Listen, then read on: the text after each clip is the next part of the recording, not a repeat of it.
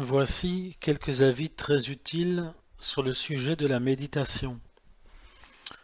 Il faut surtout qu'au sortir de votre méditation, vous reteniez les résolutions et délibérations que vous aurez prises pour les pratiquer soigneusement ce jour-là. C'est le grand fruit de la méditation, sans lequel elle est bien souvent non seulement inutile, mais nuisible, parce que les vertus méditées et non pratiquées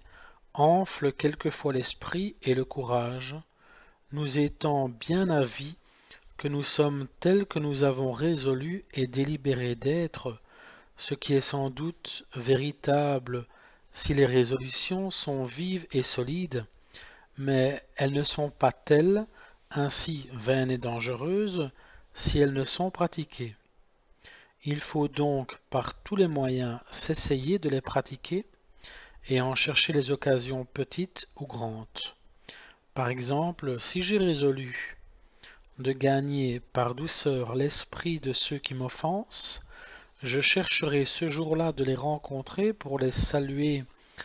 amiablement, et si je ne les puis rencontrer, au moins de dire du bien d'eux et prier Dieu en leur faveur. Au sortir de cette oraison cordiale, il vous faut prendre garde de ne point donner de secousse à votre cœur, car vous épancheriez le baume que vous avez reçu par le moyen de l'oraison. Je veux dire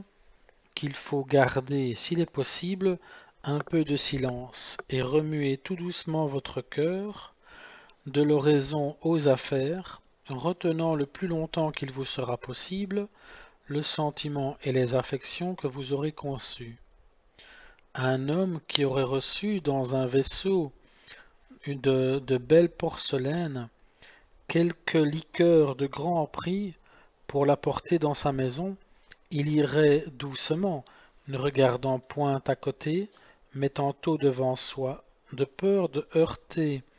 à quelque pierre ou faire quelque mauvais pas, tantôt à son vase pour voir s'il ne penche point. Vous en devez faire de même au sortir de la méditation. Ne vous distrayez pas tout à coup, mais regardez simplement devant vous, comme serait à dire, s'il vous faut rencontrer quelqu'un que vous soyez obligé d'entretenir ou ouïr, il n'y a remède, il faut s'accommoder à cela, mais en telle sorte que vous regardiez aussi à votre cœur, afin que la liqueur de la sainte oraison ne s'épanche que le moins qu'il sera possible. Il faut même que vous vous accoutumiez à savoir passer de l'oraison à toutes sortes d'actions que votre vocation et profession requièrent justement et légitimement de vous, quoiqu'elles semblent bien éloignées des affections que nous avons reçues en l'oraison. Je veux dire, un avocat doit savoir passer de l'oraison à la plaidoirie, le marchand au trafic, la femme mariée au devoir de son mariage et au tracas de son ménage, avec tant de douceur et de tranquillité que pour cela son esprit n'en soit point troublé. Car, puisque l'un et l'autre est selon la volonté de Dieu, il faut faire le passage de l'un à l'autre en esprit d'humilité et de dévotion. Il vous arrivera quelquefois qu'incontinent après la préparation, votre affection se trouvera toute émue en Dieu.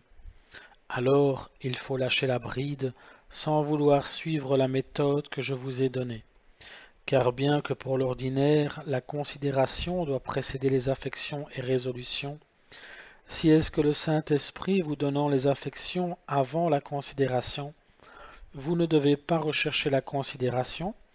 puisqu'elle ne se fait que pour émouvoir l'affection. Bref, toujours, quand les affections se présenteront à vous, il faut les recevoir et leur faire place, soit qu'elles arrivent avant ou après toutes les considérations. Et quoique j'ai mis les affections après toutes les considérations, je ne les fais que pour mieux distinguer les parties de l'oraison, car au demeurant, c'est une règle générale qu'il ne faut jamais retenir les affections, ainsi les laisser toujours sortir quand elles se présentent. ce que je dis non seulement pour les autres affections, mais aussi pour l'action de grâce,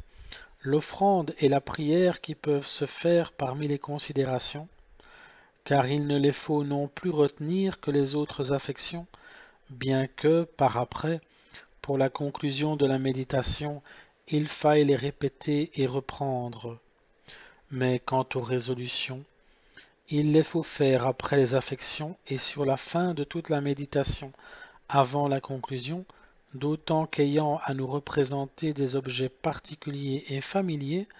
elles nous mettraient en danger, si nous les faisions parmi les affections, d'entrer en des distractions.